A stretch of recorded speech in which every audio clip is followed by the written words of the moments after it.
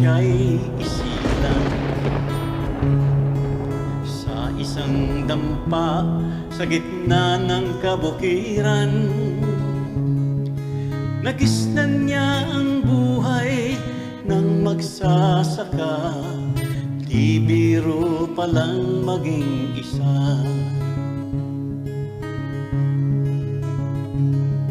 Pagsilip ni Bebo, hila na ang kalabaw.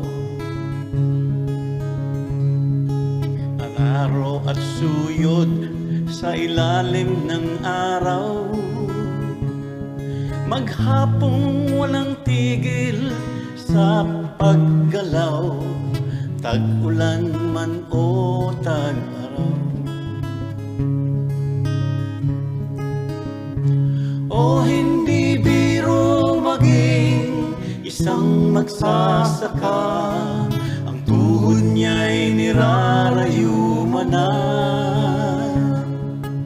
kamay niya'y pasmado, daliri niya'y kalyado, itaw ang ugat, sunog ang balat.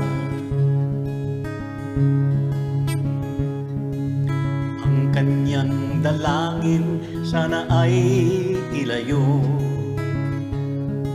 mga daga at peste, hangin at bagyo.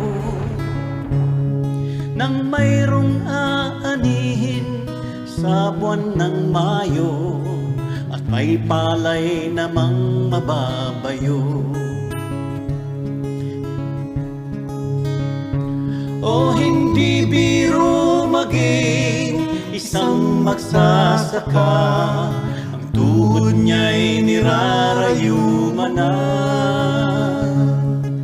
kamay niya'y pasmado, daliri niya'y kalyado, litaw ang ugat, sunog ang balat. Hindi biro ang pagsasaka,